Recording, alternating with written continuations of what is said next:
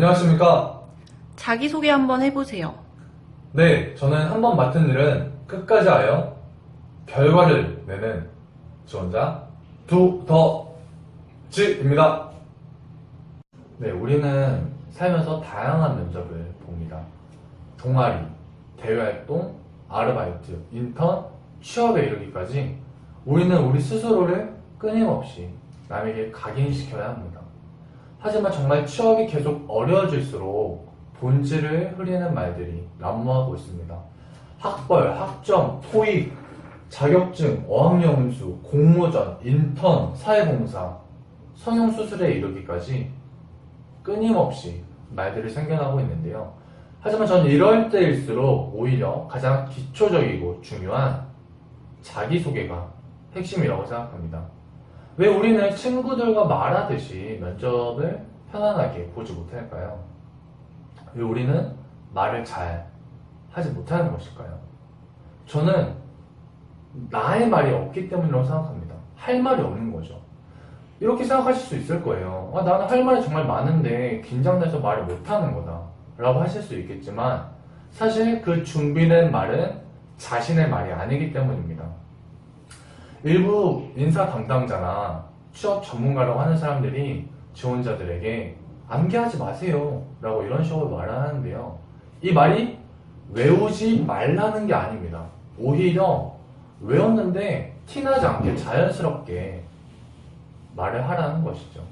근데 어떤 사람들은 이렇게 반문할지도 모르겠습니다. 학생들의 경험이 비슷한데 자기소개가 그렇게 차별화가 있을까? 아니면 이 자기소개라는 것이 사실 면접의 당락을 정말 좌우하는 것은 아닌데 그렇게 중요한 걸까? 저도 이 말이 완벽하게 틀린 말이라고는 생각하지 않습니다. 하지만 내용이 비슷해질수록 오히려 형식이 중요해집니다. 우리 한번 생각을 해봅시다. 이 면접장에 들어오는 인사 담당자 그리고 임원진들은 각자 고유의 업무가 있습니다. 면접만을 보지 않는다는 거죠. 이 면접을 병행한다는 것입니다. 우리가 이런 것들을 고려한다면 여기서 알 수 있는 것은 첫인상이 중요해진다는 거죠. 우리가 한 개인에게 최대 10분 동안의 시간이 주어진다고 한다면 더더욱 자기소개의 중요성은 올라갈 수밖에 없습니다. 왜냐하면 한 사람이 처음 갖게 된 생각을 다시 바꾸기에는 상당히 오랜 시간이 소요되기 때문입니다.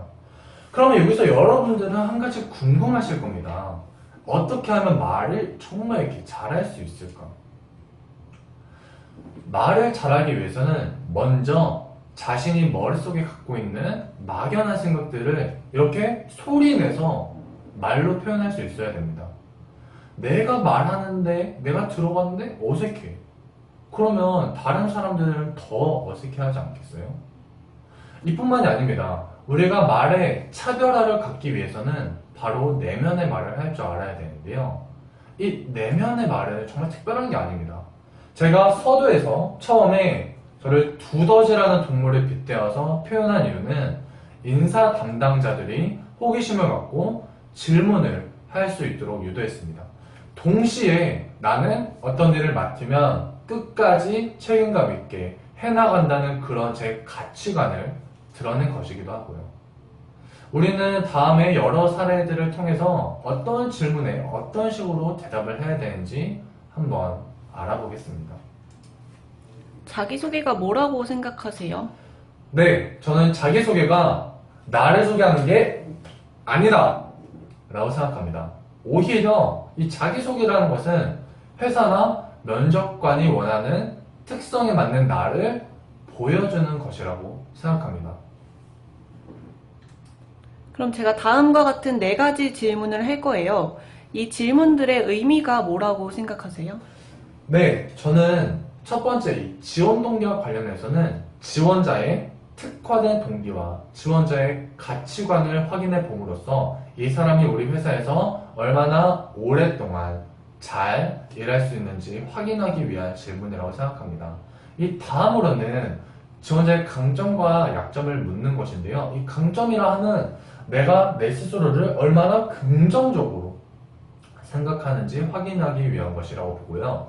이 약점을 묻는 질문은 굉장히 중요하다고 생각합니다. 왜냐하면 두 가지 의도가 있기 때문이죠. 첫 번째로는 장점 같은 단점을 얘기해야 된다는 겁니다. 예를 들어서 나는 일에 있어서는 완벽주의자야 라고 하는 것처럼 말이죠. 또 다른 한 가지 의도는 무엇이냐? 바로 내가 생각하는 단점을 어떻게 극복했느냐 보여주는 것이라고 할 수 있습니다. 세 번째 질문으로 향후 계획을 묻습니다. 이거는 회사의 이직률과 관련이 있는데요.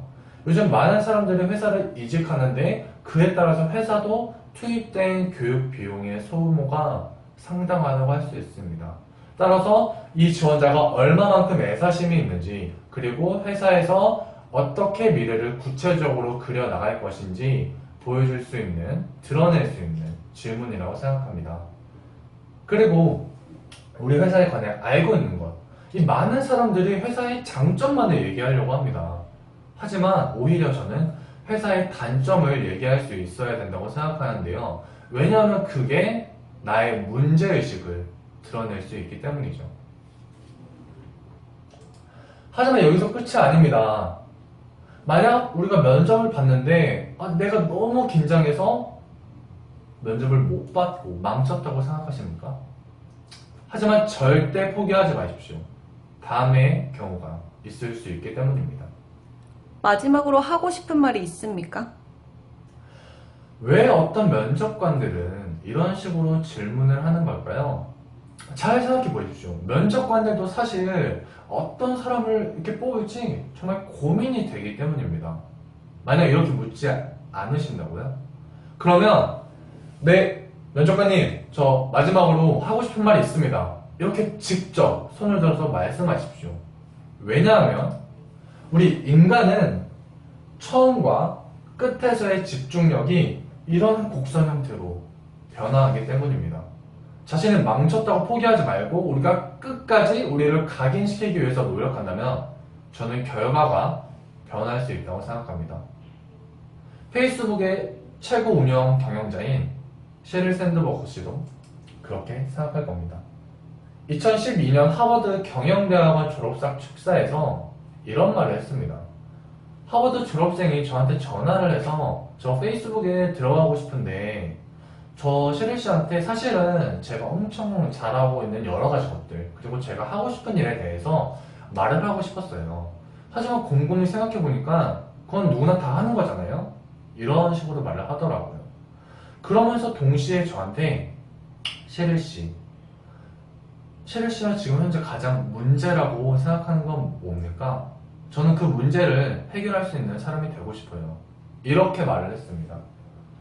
이 말을 듣자마자 최고 운영 경영자인 sheryl 샌드버거는 바로 이 사람을 고용했습니다. 왜냐하면 그녀에게 문제는, 가장 큰 문제는 채용이었기 때문입니다. 우리가 면접장에서 보여야 할 것은 우리의 외모, 우리의 옷, 우리의 학벌 이런 것들이 아닙니다. 바로 우리의 생각이 들어있는 말입니다. 이 말에는 우리의 솔루션이 담겨 있어야 된다고 생각합니다. 회사의 고민을 나도 고민하고 있다는 모습, 어떤 문제가 발생했을 때 그 문제를 정말 논리적으로 해결해 나갈 수 있는 그런 모습, 내가 회사를 위해서라면 정말 지방 근무까지도 불사하겠다는 그러한 애사심을 보여주는 것이죠. 자기소개는 내가 생각하는 나를 소개하는 것이 아니라 회사가 원하는, 회사가 채용하기를 바라는 그런 사람의 모습을 끌어내는 것입니다. 그런 나를 보여주는 것이죠. 저는 오늘 이 자리에서 우리가 자기소개를 하는데 어려움을 겪는 이유는 우리가 할 말이 없기 때문이라는 겁니다. 우리는 할 말이 많지만 내가 갖고 있는 막연한 생각들을 취업을 위한 나의 모습으로 자신만의 언어로 정의하지 못했기 때문이라고 생각합니다. 그럼에도 불구하고 자기가 정말 최선을 다해서 모든 것들을 쏟아냈음에도 불구하고 좌절하거나 실망하는 경우가 분명 있을 것입니다.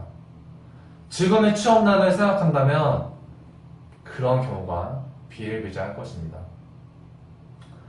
하지만 여러분, 우리는 자신감을 잃어서는 안 됩니다. 왜냐하면 이 자신감이라는 감정은 오히려 내가 실패했다고 느낄 때 다시 올라설 때 필요한 감정이기 때문입니다. 오늘도 도서관에서, 카페에서, 방에서 또는 그 어딘가에서 자기소개서를 그리고 면접을 준비하고 계시는 취업 준비생 여러분들, 여러분의 이름은 무엇입니까? 편안한 목소리로 세상을 크게 울릴 남자 안종태입니다. 모든 취준생들이 성공하기를 기원합니다. 감사합니다.